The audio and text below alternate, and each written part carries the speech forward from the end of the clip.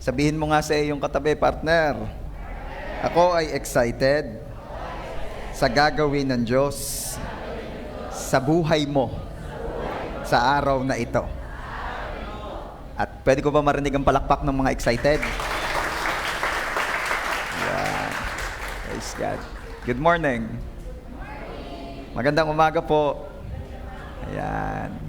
Ako po ay nagpapasalamat kay Lord. Una, biyaya na tayo po ay nakapagsama-sama rito. Not everyone ay biniyayaang makapunta.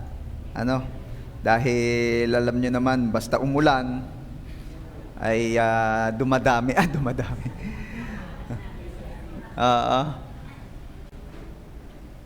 At biyaya ni Lord na nakarating ang bawat isa. And hopefully, ako naniniwala may mga parating pa kasi medyo na-delay lang sila dahil umulan nga.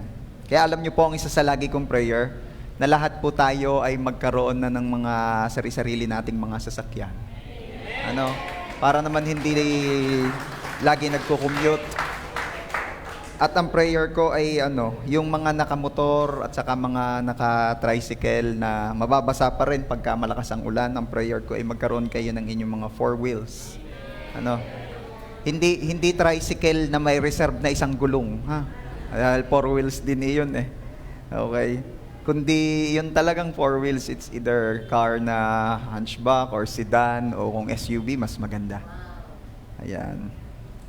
At syempre, lagi rin kadugtong yung prayer na yung hindi marunong mag-drive ay matuto. Dahil kahit may sasakyan, marami akong kilala may sasakyan, hindi marunong mag-drive, di pag walang makuhang driver, hindi rin makaalis. Matutong mag-drive. At kadugtong din lagi yung prayer na magkalisensya. Dahil marami rin naman laging dahon lang ng kape ang dala, ay mahirap din naman yun. Okay, so speaking of sasakyan, ay ang topic natin may kinalaman sa sasakyan, pero hindi naman natin ito kakailanganin pa dahil hindi naman babaha. We will talk about bangka ni Pedro. Ayan. Ang title po ng i-share ko sa inyo ngayong umaga ay Ang Bangka ni Pedro. Basahin ko po sa inyo yung story in Luke chapter 5, beginning verse 1. Minsan, habang nakatayo si Jesus sa tabi ng lawa ng Genesaret, nagsiksika ng napakaraming tao sa paglapit sa kanya upang makinig ng salita ng Diyos.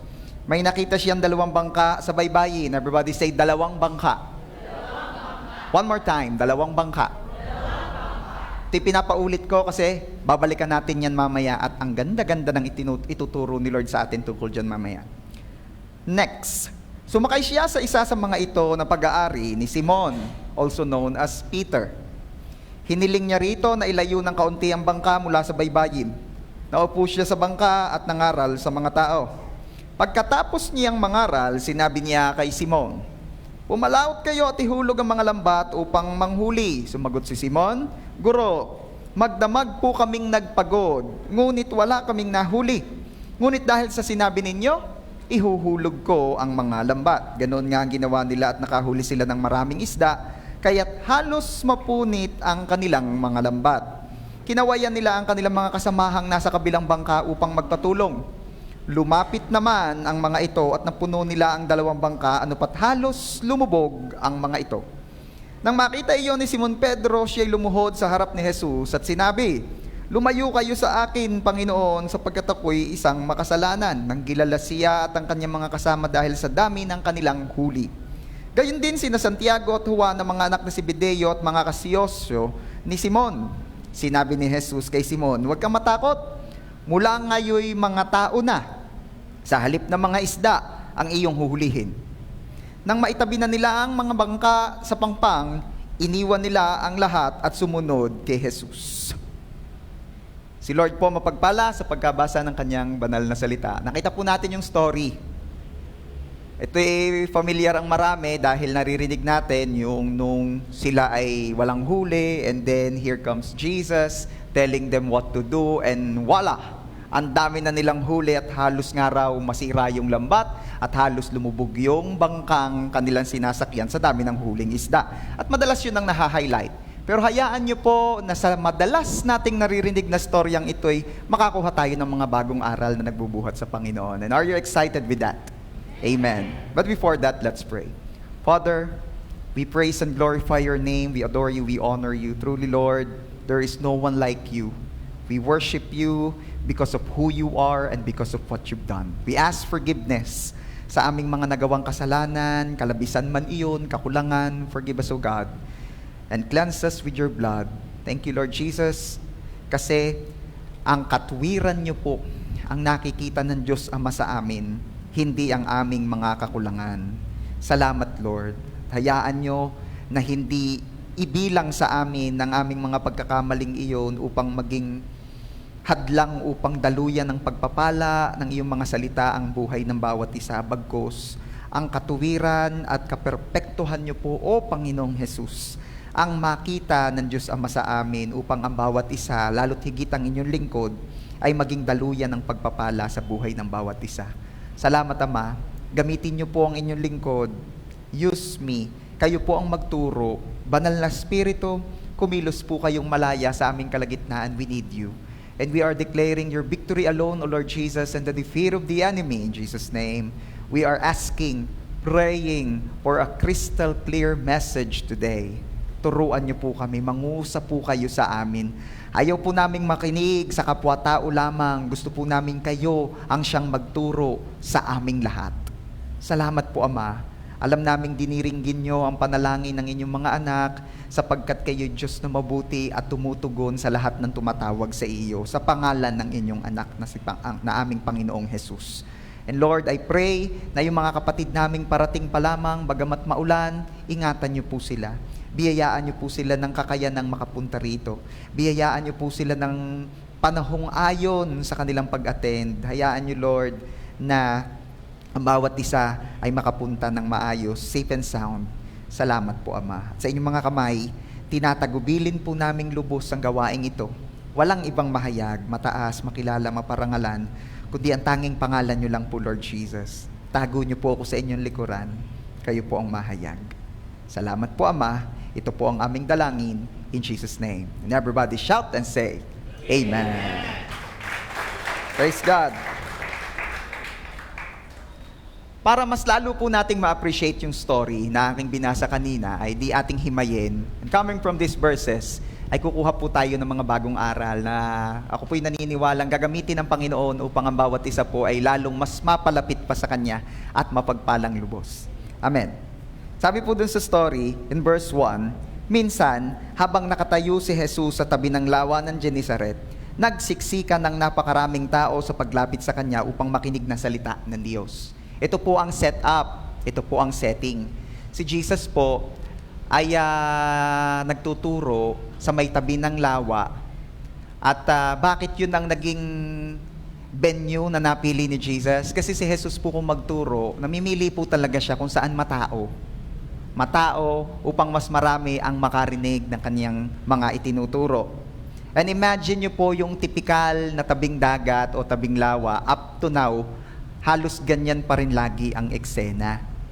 Sino ga po yung mga nakaranas ng mamaraka ng maaga dyan sa papuntang Lucena? Diba? Sino yung mga nakaranas ng mamaraka diyan sa papuntang, ano nga tawag dyan sa may San Juan? Laia. Diba? Yung talagang dayo kayo ng maaga doon sa may tabing dagat dahil kayo ay sasali sa bulungan. Alam nyo gaho yung bulungan, dito kasi sa atin sa Patag, pag sinabing bulungan ay ikakasal.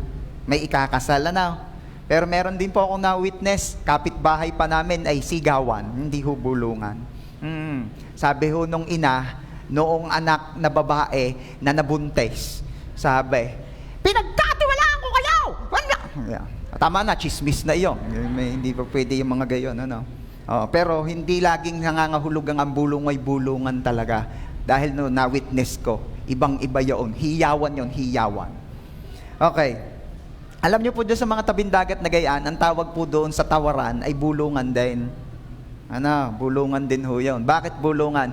Ibinubulong, ay magkano gayang isang banyerang iyan? Kagayaan lang.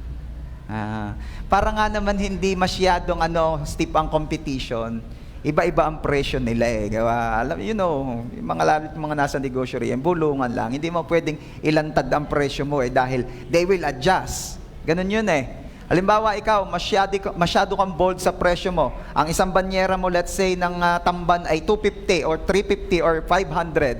Eh di syempre yung iba mag-a-adjust ng presyo nila. Depende sa kung gaano kalakas ang bilihan. Kaya disadvantage ka na agad pagka ikaw ay maingay sa presyo mo. Kaya bulungan. Okay?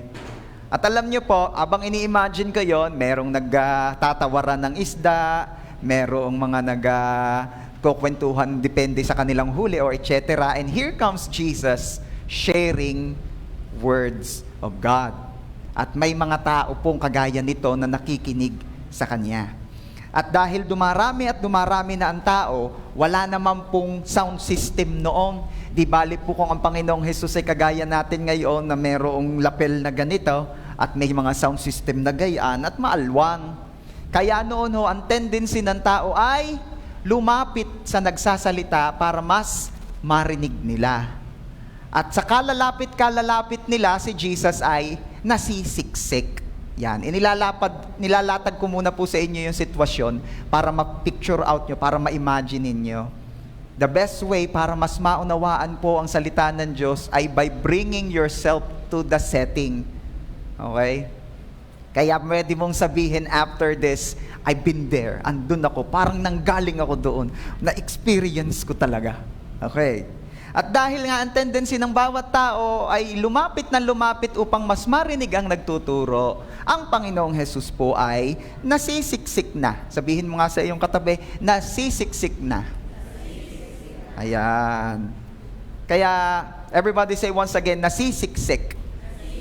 Gusto kong malaman mo na ang Panginoong Jesus, very intentional, took the form of man upang mas maunawaan tayo. Sino rito naniniwala na unawa ka na ng Diyos noon pa? Amen. Siyempre naman, He is the all-knowing God. And He created us. No wonder, siya mismo, unawa ka niya, kilala ka niya, simply because He is our Creator. Pero tingnan po natin and let's appreciate it even more kung gaano ka gusto ng Panginoong Jesus na makarelate sa iyo. Sabi ko, tingnan mo kung gaano ka gusto ng Panginoong Jesus na mas makarelate sa iyo. That He took your form, He took the form of man, siya'y nagkatawang tao para mas lalo ka pa niyang maunawaan. Kaya sa lahat po ng naririto na nakakaranas ng pagkasiksik, nasisiksik ka ba ng ano bang sitwasyon mo ngayon? Ano sumisiksik sa buhay mo ngayon? Sinisiksik ka ba ng problema? Kino-corner ka ba ng mga hindi magandang sitwasyon? Ano ang sumisiksik sa iyo? Kapatid, never ever think na hindi ka nauunawaan ng Diyos simply because Jesus Himself ay naranasan ding masiksik. Are you there? Kaya kung may numero unong nakakaunawa ng sitwasyon mo, kapatid, it is Jesus. Dahil siya mismo nasiksik. Are you there? Sino rito yung siksik ka na ng isang katerbang urgents? Yung wala ka nang masulingan, lahat urgent. Lahat na lamang ng tinitingnan mo, lahat kailangan to. Yung iba naman siksik na ng bayarin. Yung iba naman dito, siksik ka na ng gawain. Sa totoo lang, kaya ka nag-church kasi hindi ka na makahinga sa dami ng gagawin mo pa. Tinakasan mo yung gawain mo. At ang sabi mo, mamaya ko na kayo haharapin. Are you there? Ano man ang sumisiksik sa iyo, kapatid, huwag mo nga akalaing walang nakakaunawa sa iyo kasi ang numero unong nakakaunawa at nakakaramdam ng sitwasyon mo ay ang Panginoong Jesus. Kaya pwede ba? Tigilan na natin yung pag-iisip that no one cares. Tigilan na natin ang pag-iisip that na walang nakaka-relate sa aking nararanasan ngayon dahil ang Panginoong Jesus relate sa iyo. At hindi po si Jesus kagaya nung iba na relate lang pero walang pake. Ang Panginoong Jesus po, kaya nga't ginusto niyang makarelate much sa iyo kasi gusto niyang makialam sa iyo kung pahihintulutan mo siyang makialam sa buhay mo. Are you there?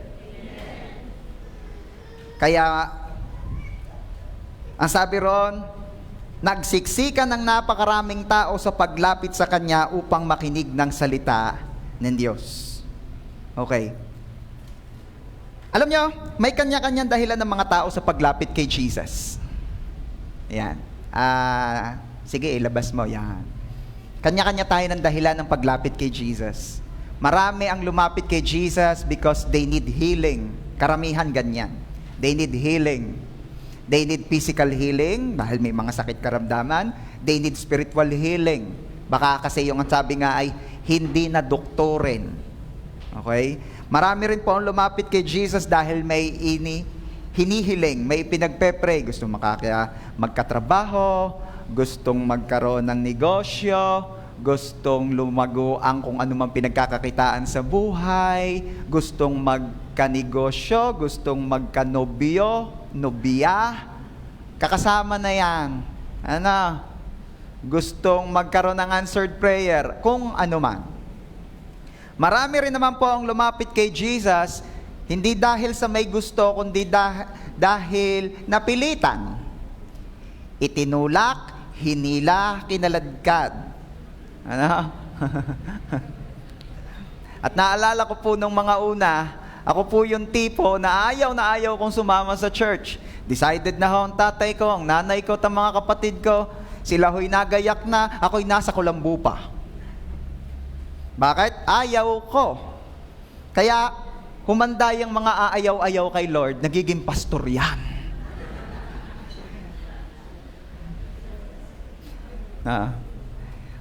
Di ito na, aayaw-ayaw ako, hindi. Alam nyo, blessing na matuturing ang mga tatay na naninindigan sa paglapit sa Diyos. Sabi ng tatay ko, hanggat dito ka nakatira, susunod ka sa akin. Sisimba kami, sisimba ka. Simba ako. At yan ang aking trabaho noon. 7:30 to 8:30, andun ako sa Kinamulatan. 8:30 onwards, nandun ako sa JA1 Rosario. Ako po'y taga Rosario. Ayan. At gayon ang aking buhay. Salawahan. Hanggang dumating na po yung panahon na ang aking amay nag-decide na talaga. Wala, hindi na kita bibigyan ng pamasahe. Sasabay ka sa amin sa sasakyan pero hindi ka namin ititigil do sa dati mong binababaan. Diretso na tayo sa JA1 Rosario. And I am so sad nung mga time na iyon. But now, I'm so thankful to God na mayroon akong tatay na nanindigan. And here I am now, preaching the word, telling you, minsan may mga pagkakataon na mukhang asungot na sa buhay, yang mga tulak ng tulak sa iyong palapit sa Diyos. Pero believe me, time will come na kagaya nito, ipagpapasalamat mo sila sa Diyos at sasabihin mo, salamat, hindi ka nanawa sa akin. Kaya sabi ko sa inyo, may mga nangailangan, may mga itinulak, may mga kinaladkad. Ayan, kinaladkad. Ay, si pastor ay kalad ka rin. Noon. At kung kakalad ka rin lang naman palapit kay Lord, yainang maging kalad ka rin ka. Okay? At least kinaladkad ka, lumakad ka pa rin ng kusa. Huwag mo nang intaying mapagayad dun sa lumpo na kung hindi dalhin kay Jesus, wala na talagang choice. Minsan kasi may mga tao, iniintay pang malumpo ng buhay bago lumapit kay Jesus. Habang kaya mo pang magkusa, lumapit ka na. Sabi nga, lalapit ng kusa o may pasa. Kaya mas magaling pa yung tayo'y nagkukusa na Anyway, wala namang manunumbi sa inyo rito. Baka naman kanyo naman, brutal pa lang napasukan ko. Hindi po. Sa pagpapatuloy, sabi ko nga sa inyo, may kanya-kanya tayong dahilan ng paglapit kay Jesus. Pero, maniwala po kayo, anuman ang dahilan mo sa una, ang Diyos na mismo ang mag-a-align at mag-aayos ng desire na yan.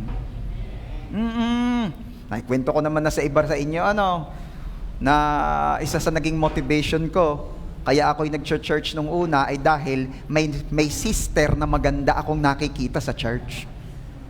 Kaya yung mga kabataan dito, boys, wag kang masyadong tawag dito, malulungkot na baka ang babaw naman ang dahilan ko kaya ako nag-church kasi maganda yung worship leader o yung backup singer.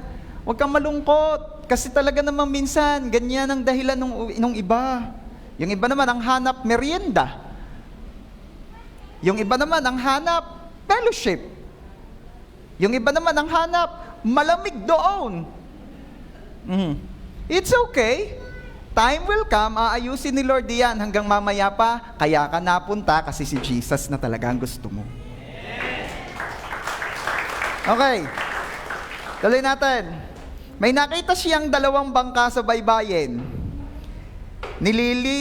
Nililinisan ng mga mangingisda ang kanilang mga lambat at wala sila sa kanilang mga bangka. Ito po kasi ang story Nakita ni Jesus yung mga mangingisda na walang huli, pero naglilinis na ng lambat. Sino po rito yung relate much? Walang benta, pero nagliligpit ka na. Diba? Walang benta, pero tinapos mo na yung pagla-live. Kasi, puro abangers lang ng free, pero walang nagmamine. Diba? Sino na ito yung nakaka-relate ng ganon? Alam niyo po, ito po yung setting, ito po yung sitwasyon ni na Peter at ng mga kasama niya that time. Nagliligpit na sila, pero wala namang, di ba kasarap naman nung nagliligpit ka na paldo-paldo? Diba? Nagliligpit ka, pero ayos, dami benta, di lugi sa pagod. Hindi yung lugi ka na nga sa latag, tapos magliligpit ka pa walang benta. Are you there? Yung mga nagninegosyo ng pautay-utay dito, nakikita ko sila yung mga tumatango. Ilang oras ka na doon sa may palengke, nakapwesto ka doon, di ka na nga nag-church para makabenta, tapos wala. Lungkot ka na, sabi ko, hindi na, mag-church na lang ako sa linggo, bahala na.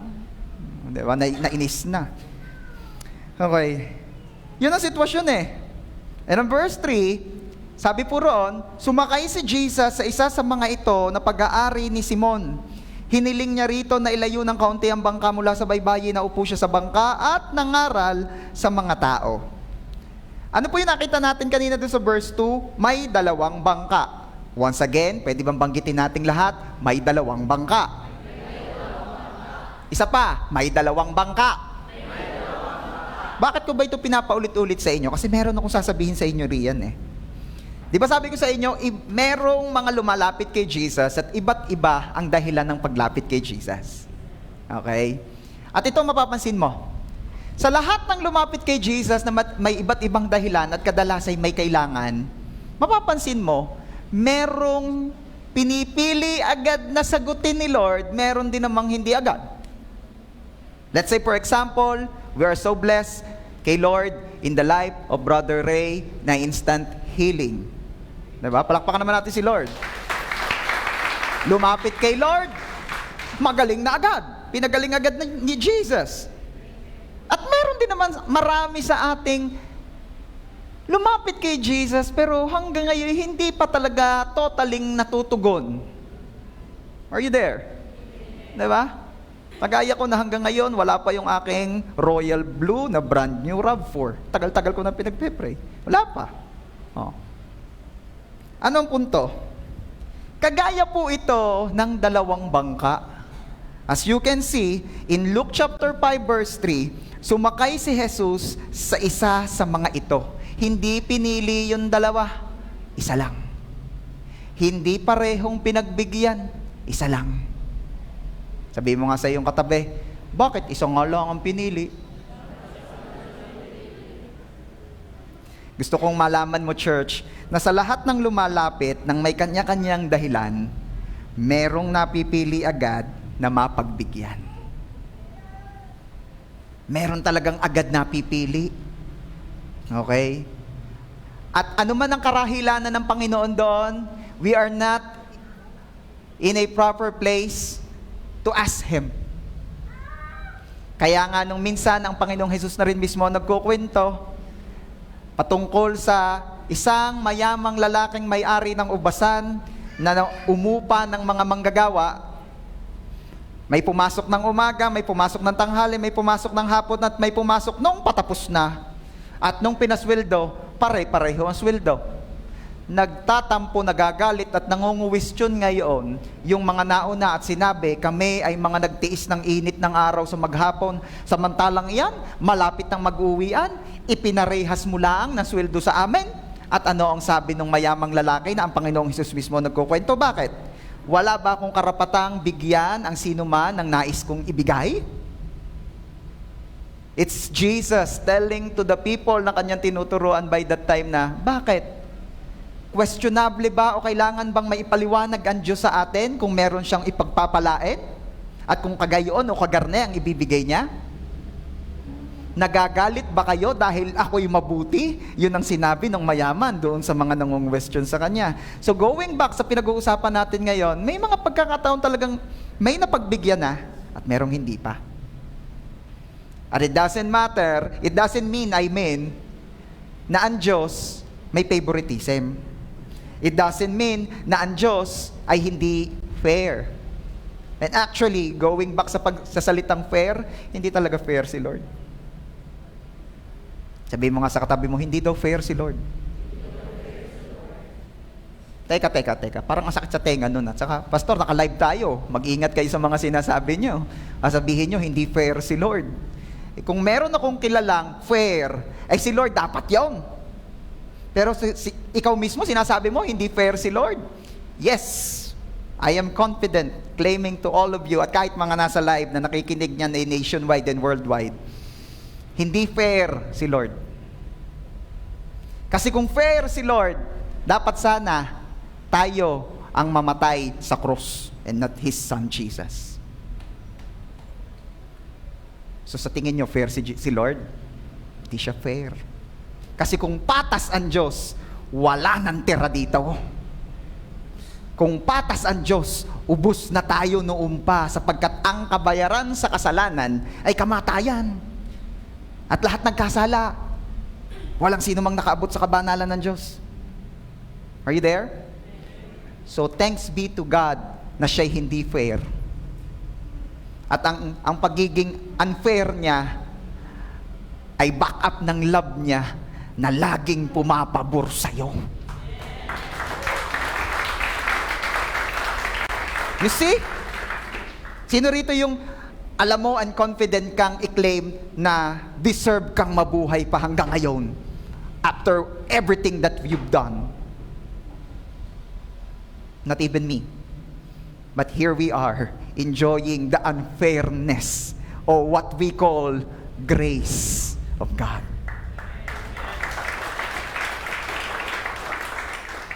Hindi unfair talaga si Lord. At ang tawag natin doon, biyaya. Okay? Kaya nga, pwede ba, tigilan na natin yung pagtatanong sa Diyos. Baka meron pang nagtatanong kay Lord, Lord, bakit siya may gayon? Bakit siya may ganon? Ba't ako wala?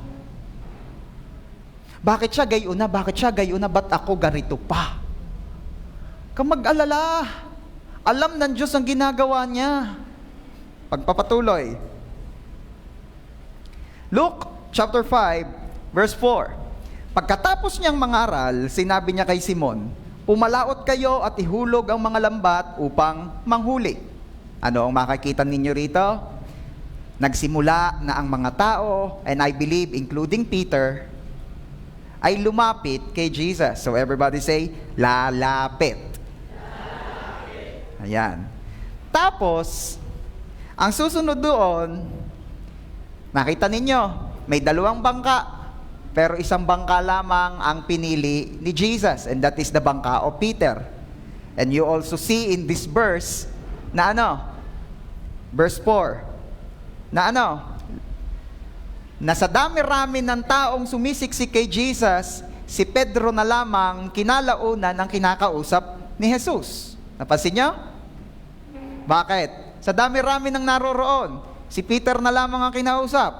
Bangka ni Peter ang pinili, tapos si Peter na lamang ang kinausap. Everybody say, pipiliin. So ano nangyari? Sige, ipakita mo na anak. Lalapit, pipiliin, and this will be the next stage. Papipiliin. Alam niyo po ang Panginoong Jesus, ako'y naniniwala up to now, ganun pa rin ang method niya. Lalapit, may pipiliin, tas papipiliin. Okay? Ano ibig sabihin ng pastor? Makikita po ninyo, lumapit sila kay Jesus, pinili ni Jesus si Pedro, tapos pinapipili niya ngayon si Pedro. Kung ano? Kung maniniwala pang patuloy sa kanya, o maniniwala na sa kung anong alam at gustong paniwalaan ni Peter. Ano ang sinasabi ni Jesus in verse 4? Pumalaot kayo at ihulog ang mga lambat upang manghuli. Verse 5. Sumagot si Simon, Guro, magdamag po kaming nagpagod, ngunit wala kaming nahuli. Hanggang doon na muna. Paano in-address ni Peter si Jesus? Ano ang itinawag? Everybody say, Guro. Ano ba sa English ang guro? Teacher. Okay. Sabi ni Peter kay Jesus, Teacher! Sabihin mo nga dyan sa katabi mo, kahit hindi teacher yan, sabihin mo, Teacher! Yan. Lalo na pag pala desisyon yan, turo ng turo, teacher. Hindi man lahat laging ganun. Ano? Yung mga teacher dito, don't get me wrong. Okay. Bakit gano'n ang pag-address niya? Samantalang mamaya sa padulo, ang tawag na ni Peter, Lord. Di ba? Pero mamaya, dito focus muna tayo. Ano sabi nga uli ni Pedro kay Jesus? Teacher. Babasahin ko ha. Teacher, magdamag po kaming nagpagod, ngunit wala kaming nahuli. Reading between the lines. Reading between the lines. This is what Peter telling to Jesus. Teacher, mangingisda. Teacher, mangingisda. Tinuturuan mong mangisda, teacher, ang mangingisda. Diba? Parang halimbawa ikaw ay ano dyan? Ikaw ang, kumbagay, sa tingin mo ay authority sa kung ano man ang ginagawa mo. Okay? And then here comes a newbie na nagsasabi sa iyong ito ang gawin mo. Hindi nga newbie into another line. Into other line. Ibang linya. Parang yung electrician ay tinuturuan ng mason ng gagawin. Ano ang sasabihin ng electrician sa mason? Mason, electrician. Are you there? At ito po ang sinasabi ni Peter. Pastor, saan nyo naman kinukuha yan? Knowing the personality of Peter. Si Peter po ay may tigas ang ulo. At si Peter po ay aggressive. Siya po'y matapang. Sabi mo nga sa iyong katabi, agresibo si Pedro. Agresibo po yan. Remember, nung si Jesus po ay aarestuhin na ng mga sundalo ng templo after nilang mag-pray sa Garden of Gethsemane. Diba? Nung dumating na ang mga temple guards, aarestuhin na si Jesus. Ano ang sabi ni Pedro? Ay, huwag kayong lalapit. Bumunot agad ng itak. Tinaga agad yung isa. Diba? Kaya ano nangyari? Pingas ang tainga. Putol ang tainga ng isang guard. Diba? Kaya yung mga, di ba yung mga nagpaparada rin, merong yung isang malaki ang ulo na sundalo, walang tainga. Yun yun. Anong ginawa ni Jesus? Dinampot yung tainga. Pinagpagaan. May gabukay na kumapay. Sabi ni Jesus, Peter, ay dito lala yung nataga. Ikaw baga naman mapingasan ng tainga. Tula lang gayon. Lumapit si Jesus, kinuha yung tainga, di ba? Sabi ni Jesus kay Peter, Peter, iyang nabubuhay sa itak ay mamamatay sa itak. Ha? Kaya learn to control your temper. Ayos na, hindi ka tagilid. Ayos na. At pagkapanong sundalo ay nakakabit na uli yung tainga niya. Tingnan mo nga yung iyong tainga kung kumpleto pa. Baka nataga ka na din. Okay. Ganda, no? Sabi Jesus, huwag ka nga laging aggressive. Paka-aggressive mo. Sabi mo sa iyong katabi, huwag laging galit.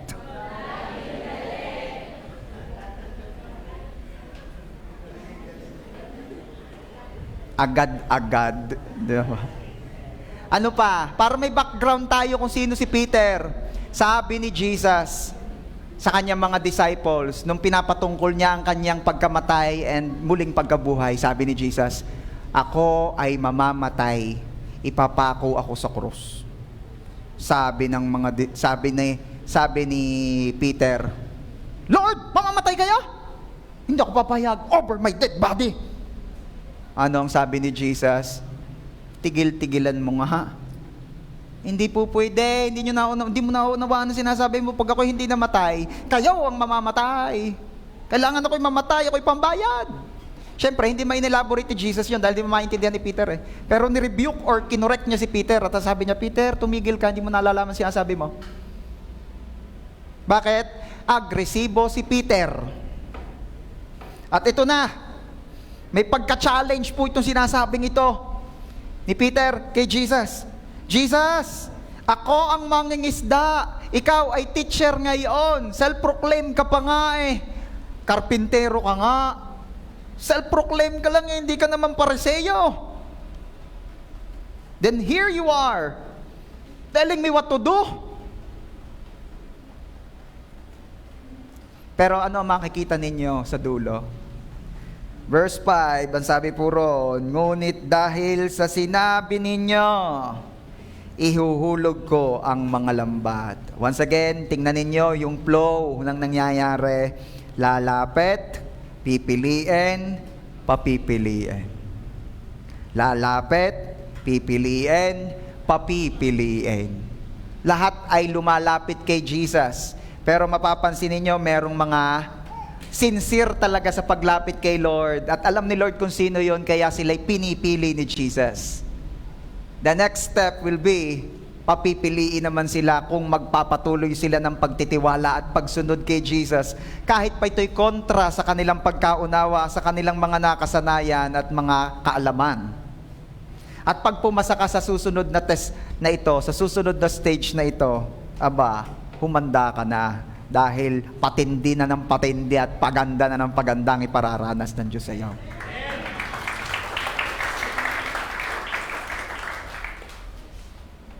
Basahin uli natin yung verse 5. Sumagot si Simon, Guro, magdamag po kaming nagpagod, ngunit wala kaming nahuli. Ngunit dahil sa sinabi ninyo, ihuhulog ko ang mga lambat. Everybody say, dahil sa sinabi ninyo. Dahil sa sinabi ninyo. Alam niyo, ang dami ng sinasabi ng tao. Sinasabi ng mga nauna sa atin, sinasabi ng mga nakakatanda, sinabi ng mga nakakarami. Yan ang mga pinagbabasihan natin sa totoo lang. Sinabi ng mga may alam, sinabi ng mga nag-aral, sinabi ng mga quote-unquote experience-wise, etc., etc. At yan ang pinakikinggan natin. Sinabi ng mga social media influencers, sinabi ng mga may sinabi. Alam niyo ibig sabihin nun? At yan ang malakas na boses, lalo na sa pamilya. Kung sino ang may say, siyang pinakikinggan. Diba? Pero, ito ang gusto kong malaman ninyo, church. Ang pinakamahalaga at pinakadapat pinagbabasihan ng tao ng mga bagay-bagay patungkol sa kanyang buhay ay kung ano ang sinabi ng Diyos. Kung ano ang sinabi ni Jesus. Kung ano ang sinabi sa Bible. Okay? At kung may mga pagkakataon na para ka ng si Peter, pagod ka na sa sitwasyon mo, disappointed ka, magdamag kang ng isda pero wala kang nahuli, given that you are a seasoned fisherman. Ikaw ay talagang matagal ng mangingisda. Ikaw ay veterano na sa crop na ginagawa mo. At ito ngayon, dumating ka sa isang very disappointing na pangyayari at lito-lito ka na. Di mo na alam ang iyong gagawin. Di mo na maunawaan bakit. Ginawa mo na lahat ng technique na alam mo. Ginawa mo na at in-apply mo na lahat ng approaches na alam mo. Pero you ended up disappointed. Ano ang gagawin mo? Church, I want you to know, sa panahong may mga hindi ka maunawaan, sapat na ang sinabi ni Jesus ay pagkatiwalaan. Church, yung mga bagay na out of our control ay para kay Jesus na yun. Ulitin ko, yung mga bagay sa buhay mo na out of your control, out of your reach, pang kay Jesus na yan. Learn to trust Jesus. Learn to trust God. Marami nai-stress sa finances. Hindi ko yun dinideclare. Ako'y naglalatag lang ng isang bagay na totoo. Maraming nai-stress dahil sa finances. Pero, minsan ba napagtanto mo o naisip mo ang katotohanan na si Lord talaga ang nagpo-provide? Hindi mo yun magigets hanggat hindi mo tinetesting na kwentahin. Diba? Sino rito yung nag-attempt na kinuwenta mo lahat ng income mo? Tapos, ibinersus mo sa lahat ng gastos nyo. Tapos makikita mo, negative. Negative. Sinong nakapositive na? Negative. Negative. But the question is, paano ka nakasurvive? Ano ibig sabihin nun? Hindi ba si Lord na yon? Come on, let's give glory to God. I bet, do matagal na akong tumigil sa pagbet. Hindi na ako nagsusugal. Ang last ko matagal na, kahapon, yung sa scatter. Pero, joke lang mamaniwala kayo. Pero I bet, wala pang nag-attempt magkwenta at nakapositive. Tama? Laging negative. Paano mo ngayon ipapaliwanag na walang kamay ng Diyos na nakikialam diyan? Kasi lagi mo lang naman itatanong, paano ka nakasurvive? Kulang nga. So, ano ibig ko sabihin dito, kapatid? Buwan-buwan na lang natin yung pinagdadaanan. Huwag ka nang magpaka-stress dyan. Give it to God. Are you there? Give it to God. Sayang beauty mo. Sayang ang pogi mo. Kaunti na nga lamang, babawasan mo pa ng pagpapa-stress na. Sayang!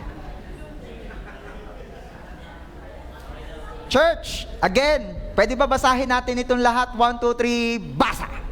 Sa panahong may mga hindi ka maunawaan, sapat nang ang sinabi ni Jesus ay pagkatiwalaan. Amen.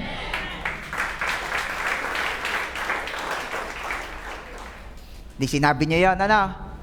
And on verse 6, ang sabi roon, at hari naway tayong lahat ay gayon din, ganoon nga ang ginawa nila.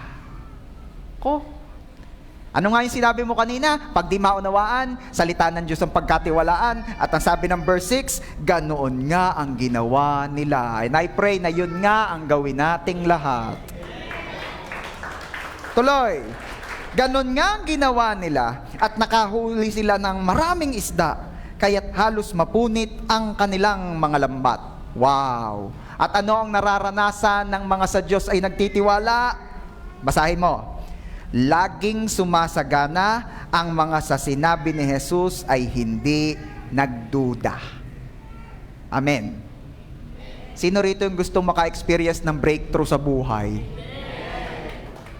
Alam mo, naniniwala ako, sino rito yung pagod na sa budgeted life?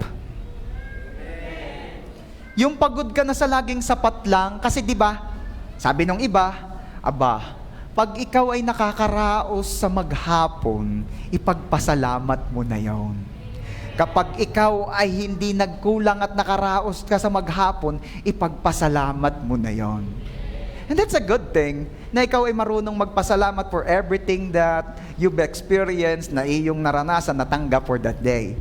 Pero, ang mga nakakaalam, nakakaunawa ng kalooban ng Diyos sa buhay mo, hindi pa ipagpapasalamat iyon. Bakit? Jesus came to give us life and have it abundantly. Ang Panginoong Jesus ay naparito upang bigyan tayo ng buhay at buhay na masagana. So, ibig sabihin, kung abundant life ang kalooban ng Diyos sa buhay ng bawat isa, at ang iyong nararanasan ay budgeted life, hindi pa yan yun. What we mean by the word abundant? Masagana, lampas sa kailangan. No wonder, ang kalooban pala talaga ng Diyos sa atin is not just to bless you, but to be a blessing to many. Sino rito yung heart's desire mo ay maging pagpapala ka pa sa maraming tao? Makapagpaaral ka ng mga pamangkin mo, di lang ng anak mo, makatulong ka pa sa nanay at tatay mo, makatulong ka sa mga kapatid mo, mapagpala mo yung mga kapitbahay mo, di ba? Ang sarap-sarap kaya nung ikaw ay channel of blessing ni Lord sa marami. But how can it will happen? Paano yun mangyayari kung budgeted life ka? Di ba? Ladies and gentlemen, this is Chinky Tan. Hindi. Paano mangyayari yun kung budgeted life? Di ba? Kaya alam mo, kapatid, ito ang kalooban ng Diyos sa'yo. Ang sumagana ka. Hindi masama yun. Yung iba kasi ang akala, baka sumama siya pag siya'y yumaman. Marami nga akong kilala, hindi pa mayaman, ang sama na. Diba? Kaya yang kayamanan, hindi yan nagpapasama. Ang nagpapasama talaga sa tao ay kung ano ang laman ng puso at hindi yung laman ng bulsa. At ang pagiging mayaman ay hindi rin tayo ng bulsa, kundi tayo ng puso at isip. Tingnan mo yung katabi mo, sabihin mo, mayaman ako. At ang mayayaman, hindi laging maraming cash. Sabi ko, ang mayayaman, hindi laging maraming cash. Bakit? Ang tunay na mayaman, laging cashless yan. Card. Diba? Diba? Saan isa swipe? Basta. Ba't ba kayo natatawa? Eh di ba kaya sinasabi ko sa inyo, ang mahalaga at ang final authority ay kung anong sinabi ng Diyos. At ang sabi ng Panginoong Jesus, siya'y naparitong dukha upang lahat ng mananampalataya sa Kanya ay yumaman.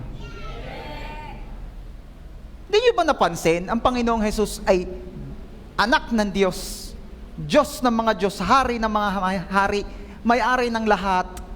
Silver and gold are mine, sabi ng Panginoon. Pero nung ipinanganak siya ay sa isang mahirap na pamilya, sa isang napakahirap na paraan.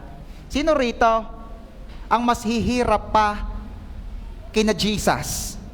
Sino rito yung ipinanganak sa labangan? Sino rito yung ipinanganak sa pakainan ng baboy? Sino rito yung ipinanganak ka sa lagayan ng kumpay? Sino rito yung pinanganak sa sakaw? Sino rito yung pinanganak sa budiga? Kita nyo, yayaman nyo pa nga. Si Jesus po ay pinanganak sa kulungan ng hayop, sa sabsaban, sa kainan ng hayop. Hindi naman kasi tayo masyado sa sabsaban dahil ilan lang naman na nagbabaka, maladala sa ating baboy. O, di sa labangan. Kasi pinanganak sa labangan, taguktok na. Wala. Ganyong kahirap ipinanganak ang Panginoong Jesus.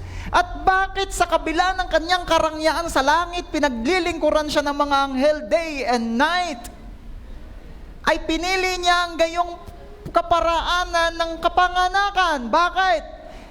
Para matupad ang pangako niya na siya'y naparitong dukha, as in sagad sa kadukhaan na wala man lamang naka-experience ng kagaya na na-experience niya, upang lahat ng mananampalataya sa Kanya ay yumaman.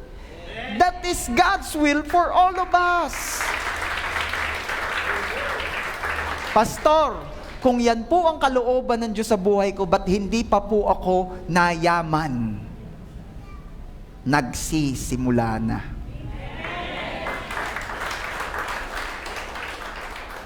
Huwag nga kayong laging atat. Ang dami kasi ang gusto overnight yumaman. Ba't overnight ka bang naghirap? Di ba ang haba ng proseso na pinagdaanan mo bago ka naging hampas lupa?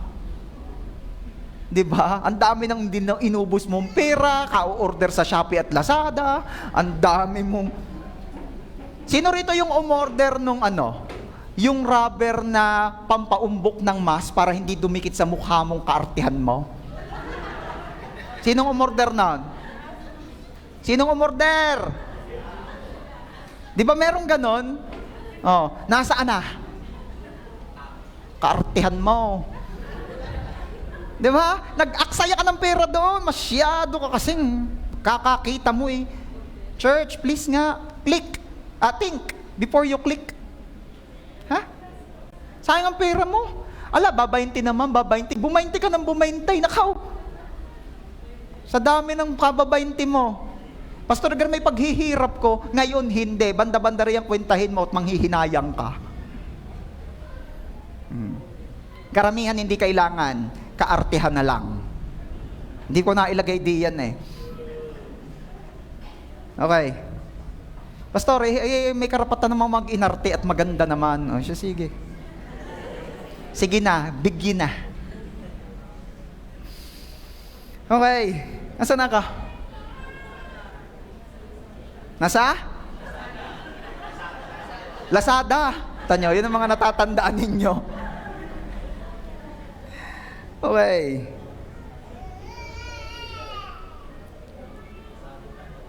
Laging sumasagana ang mga sa sinabi ni Jesus ay hindi nagduda. Kaya wag mong pagdudahan ang mga pangako ng Diyos sa buhay mo. Hindi porket hindi pa nangyayari sa iyo ay hindi na totoo. Saka kailan ka ba talaga totohanang lumapit kay Jesus? Ngayon lang po, tas nag-e-expect ka, yayaman ka agad. Kalalapit mo pa nga lang eh. Inaayos muna ang lalagyan bago buhusan ng pagpapalang kainaman. Kasi nga, lagi ko naman nababanggit, uulitin ko lang maraming blessing plus bad character equals disaster. Diba? Maraming blessing plus bad character, you will become a monster. Diba? Inaayos ka pa, tapos bubuhusan ka ng maraming pagpapala, di mabububula ang yan. Basahin niyo yung verse 6. Ganon nga ang ginawa nila, at nakahuli sila ng maraming isda, kaya't halos mapunit ang kanilang mga lambat. Pag hindi pa handa sa madaming isda, mapupunit ka. Yung blessing na sana'y blessing dahil hindi pa handa ang sumambot o tumanggap, instead of making you, that blessing can break you. Mapapagaya ka sa lambat na hindi handa. That time naman kasi hindi naman gawa sa nylon ang mga lambat nila. Gawa rin lang yan sa mga organic or natural fiber. Maaaring abaka, o hindi ko alam kung anong meron sa Israel by that time. Pero one thing is sure, organic lang yon. Hindi yun sanay sa napakaraming huli. Kaya nga na-amaze itong mga mangingisdang ito kasi that was their first time to experience that kind of huli. Sobrang dami. Pero ang pinupunto ko ngayon dito, kapatid, magpaayos muna tayo. Kaya nga ang sabi ni Jesus, yung bagong blessing ay para sa bagong lalagyan. Wala pong nagtatagpi ng bagong tela sa lumang damit na i-repair. Kasi nga naman, pag umurong, wasak yung luma. Are you there? Maliit lang yung butas ng lumang damit. Tinagpian mo ng bagong tela. Umurong si maliit na itinagpi mong bago nung nalabhan, lumaki lalo ang butas dahil hinigit niya yung or vice versa. Anong punto ko? Inaayos muna ang lalagyan, inaayos muna ang puso. So kung hindi pa dumarating ang blessing mo, may inaayos pa sa'yo. Pastor, ayos na ako. Kagaling mo, alam mo. Hindi, alam ko talaga, ayos na ako, ba't wala pa yung blessing ko? Yan ang inaayos pa sa'yo. Alin po? Patience. Narinig nyo ba yung isang tao raw nag-pray, Lord, please, give me patience. Now na! Talagang matindi. Ay talagang patience ang kailangan. Pati si Lord inaagad. Malaki ang pangangailangan nun sa patience.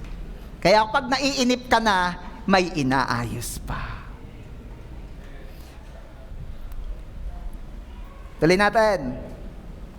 Verse 7. Tulungan nyo naman po ako magbasa. 1, 2, 3, basa. Kinawayan nila ang kanilang mga kasamahang nasa kabilang bangka upang magpatulong. Lumapit naman ang mga ito at napuno nila ang dalawang bangka, pat halos lumubog ang mga ito. May mga pagkakataon talaga sa buhay ng mga lumapit ng seryoso kay Lord. Dadating talaga yung time na wala ka ng paglagyan ng blessing mo, magtatawag ka na ng iba. Congratulations sa mga nakasambot. Sa second wave naman, sasabihin ko ulitin ko ha. Dadating ang time sa mga seryosong lumalapit kay Lord na sobrang dami na ng blessing mo, magtatawag ka na ng iba. Magtatawag ka na ng iba. Sino rito yung kagaya nung naranasan ko noon na dumating po ako doon sa point na sobrang dami ko ho na mga polo, kailangan ko magbawas. Dahil wala na ho kaming paglagyan sa aming wardrobe. Wardrobe, cabinet lang ang urukan. Wala na akong paglagyan, promise. Dahil hindi na rin magkasya sa akin dahil nag-protein up ako, kaya medyo lumaki yung triceps ko, etc. Yung buyon, yung buyon talaga yung lumaki. Wala kang mapaglagyan, kaya kailangan mo nang i-share sa iba. Honestly, marami pa po yung mga polo doon na hindi ko pa naisuot or once ko lang naisuot at napabigay na sa iba. Bakit? Overflowing. Everybody say, overflowing of blessing. Sino yung mga nakakaranas nung nararanasan din ng family namin na may piggery po kasi yung tito ko hindi naman namin inuudyok ang mag-away yung mga baboy, mag-aaway talaga sila. At alam nyo na, yung mga may baboy rito, no? Pag nag-away yan, may mababalian, baka lagnatin pa, di alam nyo na, tayo na lang yan. Ayun. At dumarating dun sa point na kumukontak pa kami ng taga rito sa San Jose para lamang kumuha pa nung excess na karne kasi wala na kaming paglagyan. Sabi nung isa, kailan kaya kami message ni Pastor? Nangangain din naman kami niya. Yaan nyo, may kababaon lang kami kahapon doon. And then, joke lang ho yun, joke lang. What I'm trying to say is this. Pararanasin talaga ng Diyos ang mga anak niya ng pagpapalang walang sukat kalagyan. Na magtatawag ka na, Parinay! Tulungi kami! Napakadami na hindi namin kaya. Ano napansin ninyo? Kinawayan nila ang kanilang mga kasamahang nasa kabilang bangka upang magpatulong. Bihira yan. Karamihan, pag nakakita kung saan may langis, away-away na yan. Pag nalaman na may langis, hindi na kanya sasakupin pa niyan. Diba? Bakit? Mayroong papakinabangan. Pero yung may nakitang kapakinabangan, kaya nga't nagtatawag pa yan, labis-labis sa kanya. Hello? Ngayon, ito naman ang gusto kong malaman ninyo. Sino rito? Gusto mong makaranas na ikaw naman ay makawayan at mabahagihan ng overflowing ng iba. Uulitin ko, sino rito yung gusto namang makaranas na ikaw ang makawayan at mabahagihan ng overflowing ng iba? Okay, may sasabihin ako sa inyo, isang sekreto para ikaw ay makawayan. Yung mga nakakaranas ng overflow, kung gusto mong ikay makawayan nila, huwag mo silang kainggitan. Huwag mo silang siraan. Nagpatayo ng magandang bahay, sasabihin mo, ano kayang illegal ng mga iyan? agad na'y illegal. Nakita mo may bagong sasakyan, sasabihin mo, ala, yan naman mga yan ay, sige, basta. Wala ka nang maisip. Inggit ka lang. Di ba? Ngayon, tell me, church, paano ka mababahagihan kung ikaw mismo, ninanakawan mo pa sila ng kagalakan sa pagpapalang kanilang nararanasan? Hindi ka makigalak kahit plastic ng konti. Sa totoo lang naman, minsan may mga bagay na hindi tayo sanay gawin. So we need to fake it at first until we mean it. Diba? Dito, transparent tayo. Wala rito pag-uusapan na talagang ito lahat shoot sa banga. Ngayon, paano ka makakawayan kung inaaway mo naman? Diba? Kaya, isa pang tanong, may kinalaman dito, kumusta ang relasyon sa mga kahanggan? May kasundo ka pa ba? Hello? O baka kahit nangingisay ka na, wala man lang napunta sa inyo? Mahalaga yun. Akala nyo ba basta-basta lang lahat ng inilapit ng Diyos sa iyo? Miski pa mukhang anghel at mukhang demonyo, lahat yan may patutunguhan sa ikabubuti pa rin ng mga umiibig sa Kanya. At madalas pa nga, tanggapin natin sa buhay, madalas pa nga, sa pagitan ng mukhang anghel at mukhang demonyo, minsan mas mabilis pang pagpalaan yung mukhang demonyo. Ngayon, dahil ang tingin mo nga sa Kanya yung demonyo, di ka nalapat sa Kanya, nung napagpala, hindi ka makawayan. Nariyan? Nariyan pa? Uwian na. Diba? Kaya let's always be nice. Walang pili-pili dito. Okay? Hindi rin naman sinabi ng Diyos sa iyong, mahalin mo pagkaibig-ibig. Awayin mo pag mukhang boksingero. Diba? Huwag ganon. Lahat piliing mahalin. Para makawayan ka. Isa nasupla-suplado mo tapos hindi mo alam kung kailan mo kakailanganin ang tulong ng bawat isa.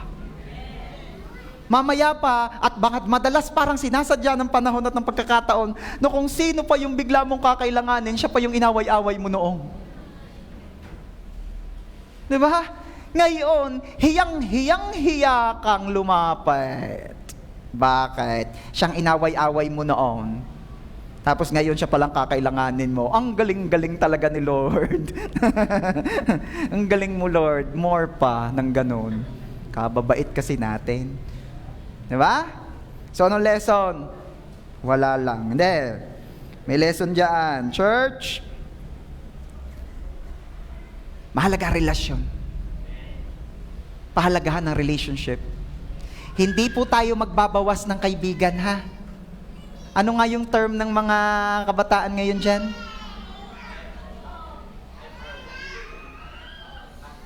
Cut off? Ha? Friends off? Basta, may term sila ngayon dyan eh. Ano? Cancel. Cancel. Diba?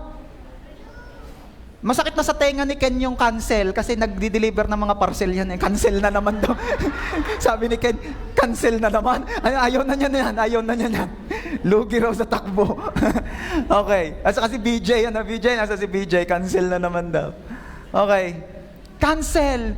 Please lang ha, huwag nga tayong cancel nga ng cancel. Ang mga Kristiyanong totoo, nagpaparami ng kaibigan. Sabi ko, mga Kristiyanong totoo, nagpaparami ng kaibigan.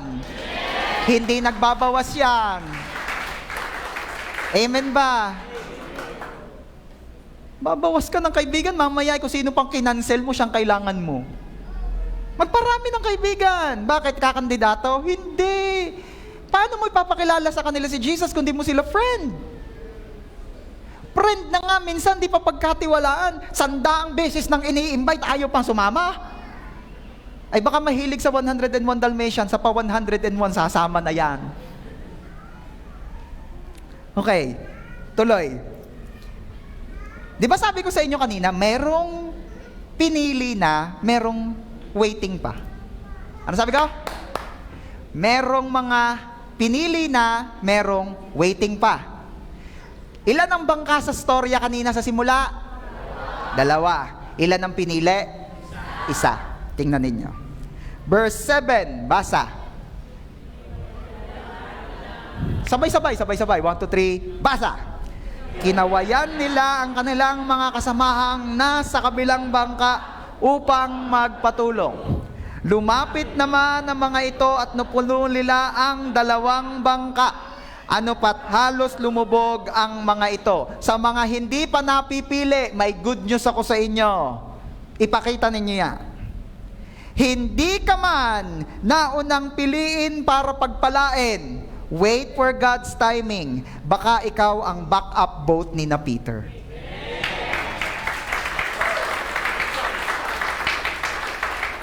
Meron kasi nalulungkot na, ang tagal ng answered prayer ko, mabuti pa siya promoted na, mabuti pa siya pumasa na sa board exam, sa bar exam, o anumang exam, mabuti pa siya tinawag na, nakasampan na, nasa abroad na, ba't ako'y wala pa? Wait ka lang, baka ikaw ang backup boat ni Peter.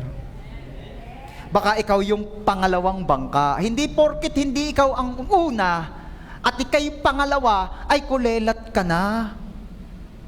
May mga pagkakataon nga na yung pangalawa nananagana na lamang sa pinaghirapan nung nauna. 'Di ba? Nalulungkot ka, hindi ka nakapag-abroad. Ikaw na lamang ang nag-iisa sa pamilyang nasa Pilipinas. At lahat sila nag-abroad na. Yumaman. Nalulungkot ka na. Malay mo, ikaw pala yung kakawayan. Ining, ano nga bank account mo riyan? Padadalahan ka namin ng iyong ama. Tapos mamaya magchat-chat yung ate mo. Sis, kumusta? Anong bank account mo? Padadalahan nga kita. Nag-usap kami ng asawa ko, naalala ka namin at ang mga pamangkin namin dyan.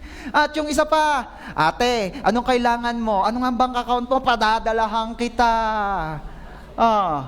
Diba? Kaya magbabago na ngayon ang pangarap ni Totoy. Di ba ang pangarap ni Totoy ay maging kapwa? Naalala niyo yon? Alam niyo yung kwentong yon? Di ba? Di ba? Yung kuya gustong maging pulis para makatulong sa kapwa.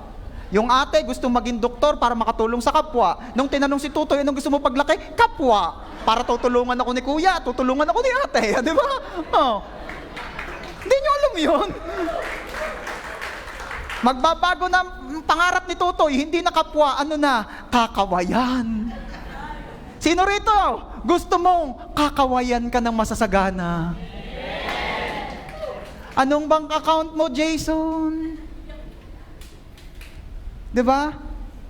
Pag may nagtatanong sa iyo, may nag-aalok sa iyo, huwag namang agad pride ang nasasagi. Yung iba naman, anong tingin mo sa mahirap? Kaya nga't bibigyan ka kasi ang tingin sa iyo, hindi naman mahirap. Mas mayaman siya sa iyo. 'Di ba? Magkaiba 'yon. Ang hirap naman bigyan ng ang magbibigay mas mahirap kaysa sa bibigyan. Are you there? Ang laging nagbibigay ay mas masagana. Ngayon, wag naman agad ang pride ang paiiralin. Minsan naman blessing na naging bato pa. Dahil sa kaartihan mo. Dahil sa pride.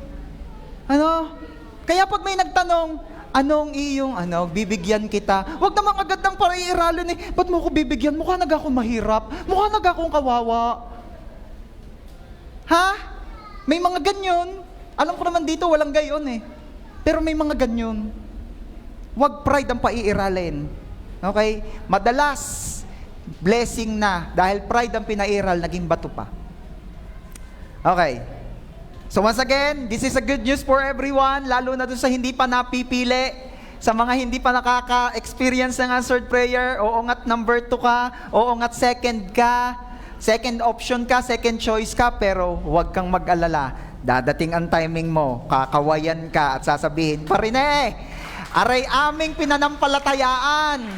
Aray aming pinaghirapan, makikinabang ka na laang.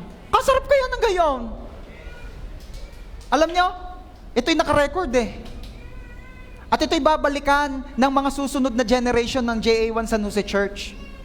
And I pray and I believe that by that time, meron na tayong sariling church lot and building. At sasabihin nila, tama ang sinabi ni Rev nung time na iyon. Tayo na yung kinawayan nila. Dahil sila ang nanampalataya, sila ang tumrabaho, tayo ngayon nakikinabang na laang. That's why this is my heart's desire and I believe parehas ko kayo.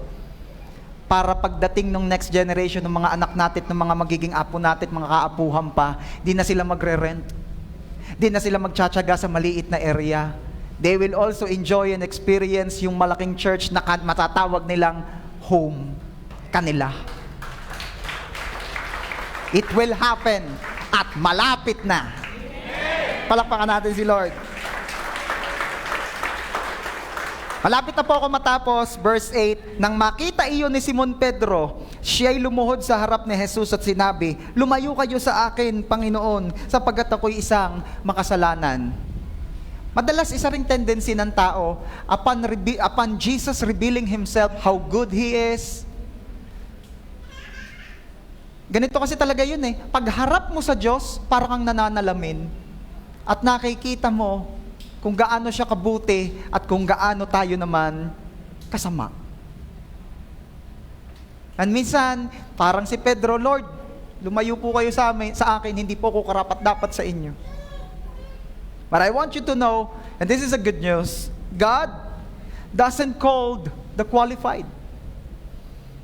Hindi pinipili o tinatawag ng Diyos ay kung sino yung mga perfect na. Ang hinahanap at hinahangad at nilalapitan talaga ng Diyos ay yung mga nangangailangan ng Diyos na magliligtas at mag-aayos sa kanila. That is why God doesn't call the qualified, He qualifies the called. Believe me, kung iintayin natin at maghahanap tayo ng mga perfect, bago siya ang magturo, bago siya maging life group leader, bago siya maging pastor, kailangan perfect na, wala nang mangyayari sa atin. And not even this pastor, not even me. Hindi ako uubra dahil I am not perfect. Hanggang ngayon ako'y nagpapaayos at nagpapatulong pa kay Lord.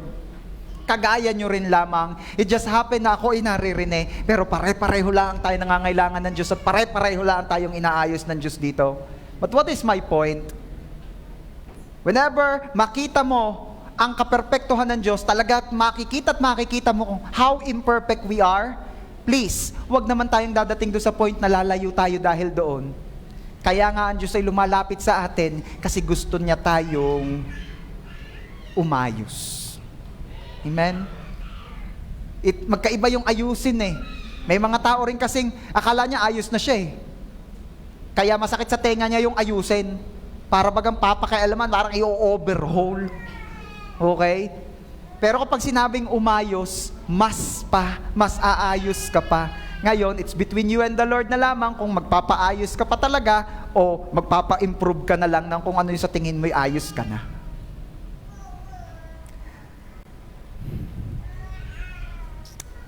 Okay. Verse 9. Nang gilala siya at ang kanyang mga kasama dahil sa dami ng kanilang huli. Gayon din sina Santiago at Juan na mga anak ni Zebedeo at mga kasyoso ni Simon. Sinabi ni Jesus kay Simon, huwag kang matakot, mula ngayon mga tao na sa halip ng mga isda ang iyong huhulihin. Nakita ninyo kanina? Isda ang hinuhuli. Ngayon tao na raw. Aba, ikita ninyo yon. Kanina yung mga isda ay magiging pulis. Ba, hindi pala. Nariyan pagka kayo, parang wala na eh. Hindi na bumenta yung joke kong yun eh. Tao lang huhulihin eh. Sino ba nang huhulin tao? Kay pulis. Anyway, walay yung joke kong yun. Ayun, bumenta na yung pagkawalay. Ano mapapansin nyo dito? Nagbabago. Yung mga lumapit at yung mga pinili na pinapili at nakapili ng tama ay iniaayos, nile-level up ni Lord. Praise God. At ito ang kalooban ng Diyos sa iyo. Nakilala mo si Jesus, hindi para ma-bless lang, kundi para maging blessing sa marami. Okay? Hindi kay be-bless lamang ni Lord financially para lamang ikaw ang makinabang. God will bless us for us to be a blessing also. And last verse for today, and we will end up with this, Luke chapter 5 verse 11, nang maitabi na nila ang bangka sa pangpang, iniwan nila ang lahat at sumunod kay Jesus. Merong biglang nagbago rito, biglang shift sa story. Nakita natin ang ikinaka-disappoint, ikinalulungkot ni Peter ay yung wala silang huli. Then here comes Jesus na binigyan sila ng miraculous catch. At eto na, nakahuli na sila ng masagana, yun ang hinahangad niya. Yun ang inaantay niya. Di ba? Parang tayo, ano ba inaantay natin? Breakthrough, matawagan sa apply, makapag-abroad, makapag-work, magkaroon ng sasakyan, magkaroon ng business, maka-breakthrough, kagalingan, makapasa sa exam, kung ano man yan. Yun ang iniintay mo. Pero, ano nangyari kay Peter? Upon receiving what he is praying for, upon receiving yung hinihingi niya, yung hinahangad niya, ano napansin niyo? Lahat nung natanggap niya, iniwan niya. Ang sabi, nang maitabi na nila ang mga bangka sa pangpang. Ibig sabihin ng bangkang yun yung punong-puno ng isda na ang description ng Bible ay halos lumubog. Anong sumunod na nangyari? Iniwan nila ang lahat at sumunod kay Jesus. Why? Bakit? After receiving the blessing, after mong matanggap yung ang tagal-tagal mong inahangad, yung ang tagal-tagal mong pinagpe-pray, after mo yung matanggap from the Lord, bakit iniwan ni Peter? Why? At alam ko kung bakit. Dahil when you experience Jesus,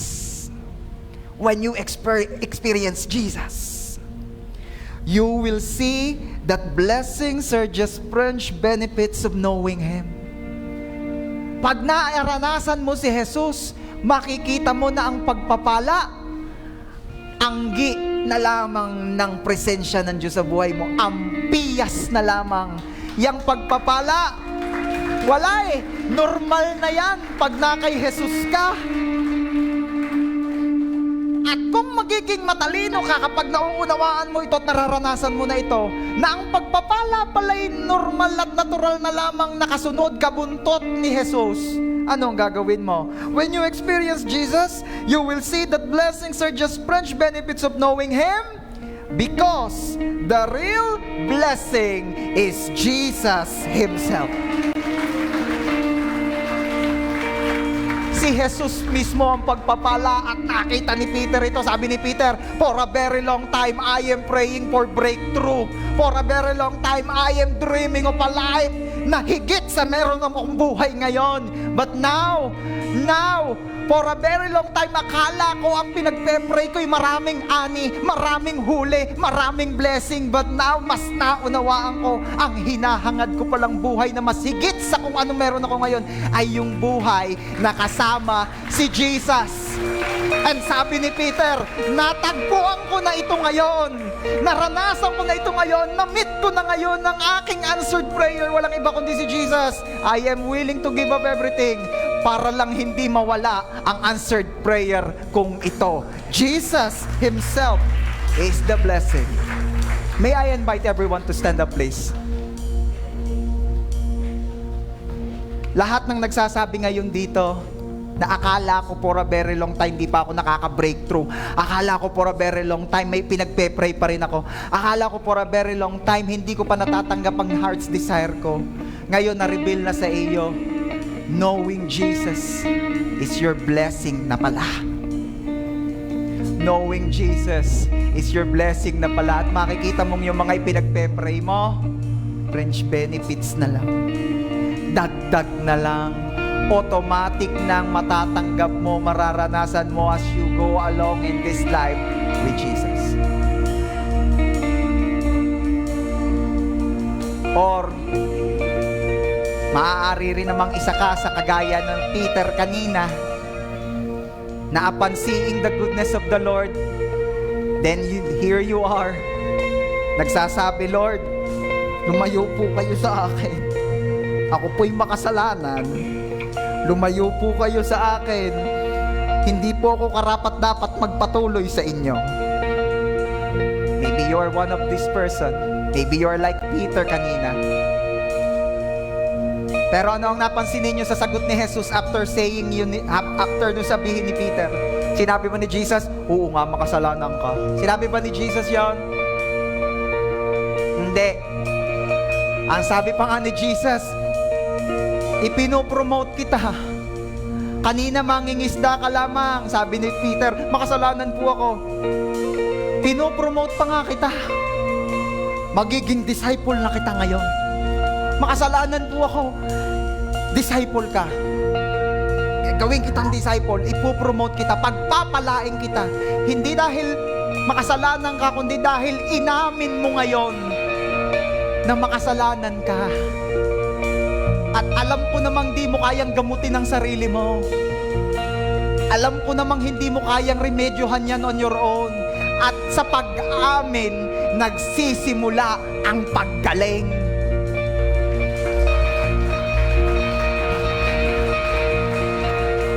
So this time, as we close our eyes, bow down our head, tara, sama-sama at sabay-sabay tayong lalapit ngayon kay Jesus.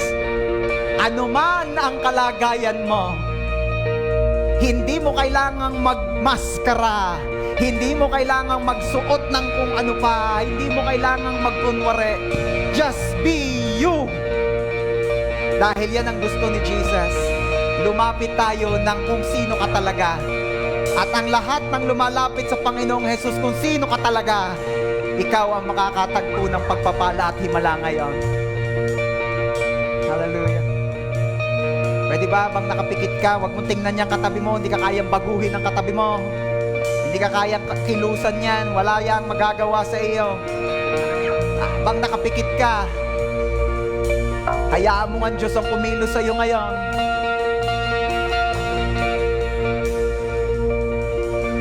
At mayroon akong mga nakikita rito, kinikilusan na ni Lord. Nasambut mo na eh. Sambut mo na.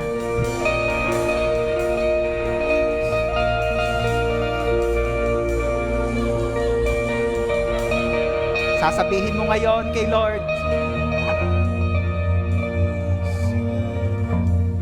Sasabihin mo ngayon kay Lord. Nagdidesisyon na po ako na magpatuloy sa inyo. Magtutuloy-tuloy na po ako. Hindi na ako titigil dahil natagpuan ko na ang hinihingi ko. Natagpuan ko na ang hinahanap ko sa iyo. Ikaw ang kailangan ko. Ikaw ang kailangan ko.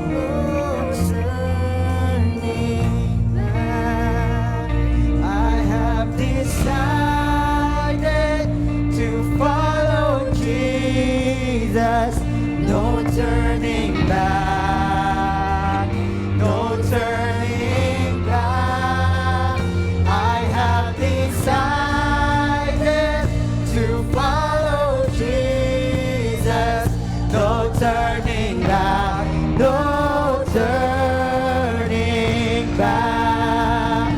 I have decided to follow Jesus, no turning back, no turning back. I have decided to follow Jesus, no turning back, no turning back. The cross before me, the world behind me, no turning back, no turning back.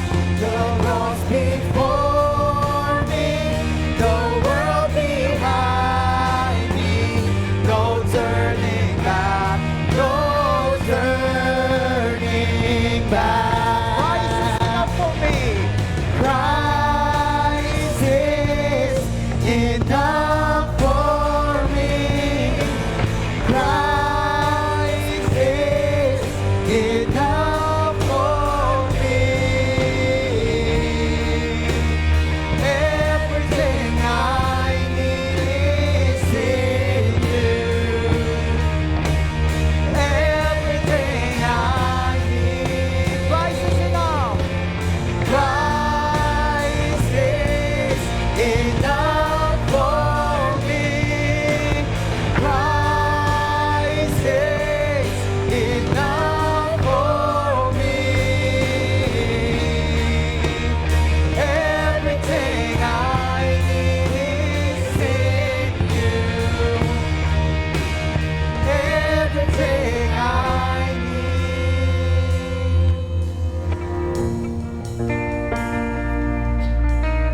mapapansin ninyo, pwede naman sanang blessing na marami, pero walang mga muntik nang lumubog na bangka o muntik nang mapunit na lambat. Pwede naman sanang masagana at marami na lamang ani, pero wala na sanang mga nakakatakot na pangyayari na kagaya nun, masisirang lambat, muntik nang lumubog na bangka. Pero why Jesus let those things happen? At ang mabuti, nabasa ni Pedro, nakita ni Pedro, he knows how to read between the lines. Bakit? Kasi minsan o madalas ang sobra nakakalubog, ang sobra nakakawasak.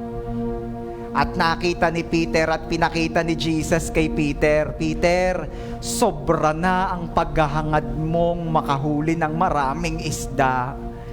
Sobra na ang paghahangad mo ng maraming ani, ng maraming blessing. Maaaring merong ilan dito, yun na ang nagiging dahilan ng buhay mo. Kayamanan, karangyaan, o kung anuman. Kapatid, lahat ng sobra can break you. Sobra sa pagtatrabaho, sobra sa pagninegosyo, lahat ng sobra ay masama. And that is why ito ang naging leading ni Jesus kay Peter. Iwan mo ang lahat ng sobra. Iwan mo ang lahat ng sobra, sobrang makakapunit at makakapagpalubog sa iyo. Iwan mo at sumunod ka sa akin. At dadating ka doon sa punto na pwede mong sabihin, Christ is enough for me. Christ is enough for me. Everything I need is in you. Everything I need. For the last time, Christ is enough for me. This is our prayer. Christ is enough for me. Everything I need is in you. Everything I need.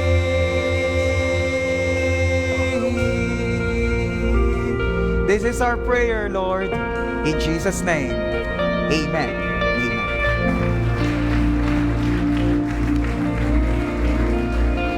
Sige po, makakaupo na po tayo.